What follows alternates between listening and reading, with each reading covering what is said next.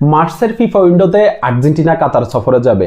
আর কাতার সফরে আর্জেন্টিনা দুইটা ম্যাচ খেলবে, একটা হচ্ছে স্পেনের সাথে আর একটা হচ্ছে কাতারের সাথে। তো এই দুইটা ম্যাচের জন্য আর্জেন্টিনা ফুটবল টিম কাতারে টোটাল 8 দিন অবস্থান করবে, 23শে মার্চ থেকে 31শে মার্চ। এই 8 দিন আর্জেন্টিনা ফুটবল টিম কাতারে অবস্থান করবে। 27শে মার্চ আর্জেন্টিনা স্পেনের সাথে হচ্ছে ফিনালিসিমা ট্রফি লড়াইয়ে মাঠে নামবে, আর 31শে মার্চ কাতারের সাথে একটা ফ্রেন্ডলি ম্যাচে আর্জেন্টিনা মাঠে নামবে। তো এই দুইটা ম্যাচ অনুষ্ঠিত হবে কাতারের লুসাইল স্টেডিয়ামে। লুসাইল স্টেডিয়ামে আর্জেন্টিনার আসলে অনেক স্মৃতি আছে। 2022 বিশ্বকাপের প্রথম ম্যাচ সৌদি আরবের কাছে 2-1 গোলে হেরে আর্জেন্টিনা বিশ্বকাপের মিশন শুরু করছিল এই লুসাইল স্টেডিয়ামে। আবার 2022 বিশ্বকাপের ফাইনাল ম্যাচটা ফ্রান্সকে পেনাল্টি শুট আউটে নাটকীয়ভাবে হারিয়ে এই লুসাইল স্টেডিয়ামে আর্জেন্টিনা হচ্ছে বিশ্বকাপের স্বাদ পাইছিল। সো এই লুসাইল স্টেডিয়ামেই আর্জেন্টিনা এই দুইটা ম্যাচের জন্য মাঠে নামবে। আর্জেন্টিনা এই 8 দিন থাকবে হচ্ছে কাতারের দোহা বিশ্ববিদ্যালয়ে। আর্জেন্টিনা 2022 বিশ্বকাপেও কাতারের দোহা বিশ্ববিদ্যালয়ে থাকছিল। পুরো স্কোয়াড নিয়ে কাতারের দোহা বিশ্ববিদ্যালয়ে আর্জেন্টিনা থাকবে। সো একই রুম, একই ট্রেনিং গ্রাউন্ড, এরপরে একই ড্রেসিং রুম, একই মাঠ।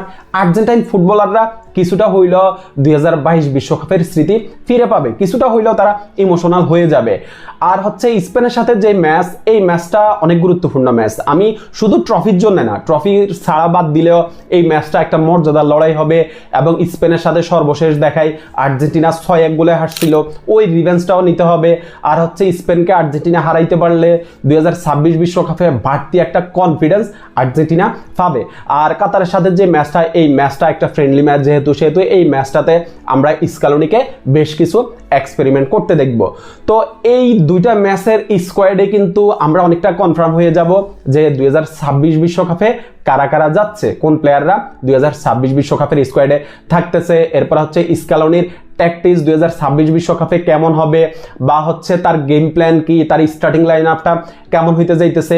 এই জিনিসগুলো হচ্ছে আমরা এই দুইটা ম্যাচের স্কোয়াড বা এই দুইটা ম্যাচ থেকে মোটামুটি একটা ধারণা পাবো। কিছুদিন আগে স্কালোনি এবং লিওনেল মেসি তারা একটা গোপন বৈঠকে বসছিল। ওই বৈঠকে হচ্ছে আপনার ফিনালিসিমা বা 2026 বিশ্বকাপ নিয়েই আলোচনা হয়েছে। যদি আসলে কি নিয়ে আলোচনা হয়েছে এইটা বাইরের কেউই জানে না। তবে স্কালোনি মাস্টারমাইন্ড এবং লিওনেল মেসি গড, তারা একসাথে বসলে আর্জেন্টিনার ফুটবল কিভাবে উন্নতি করা যায় বা আর্জেন্টিনাকে আরো কিভাবে বেশি করে সাফল্য এনে দেওয়া যায়, এই জিনিসগুলো নিয়ে যে আলোচনা হবে এইটা মোটামুটি আমরা কনফার্ম। সো এই দুইটা ম্যাচ নিয়ে আসলে আমি অনেক বেশি এক্সাইটেড। বিশেষ করে স্পেনের সাথে যে ম্যাচটা, ওই ম্যাচটা নিয়ে আমি অনেক বেশি এক্সাইটেড। আর্জেন্টিনাকে আরেকটা ট্রফি জিততে দেখবো আমরা, লিওনেল মেসির হাতে আরেকটা ট্রফি, আরেকটা সেলিব্রেশন। আমি অনেক বেশি এক্সাইটেড। সো এই দুইটা ম্যাচ নিয়ে আপনি কি প্ল্যান করতেছেন বা এই দুইটা ম্যাচ নিয়ে আপনার মন্তব্য কি, সেটা আপনি কমেন্টে জানাইতে পারেন।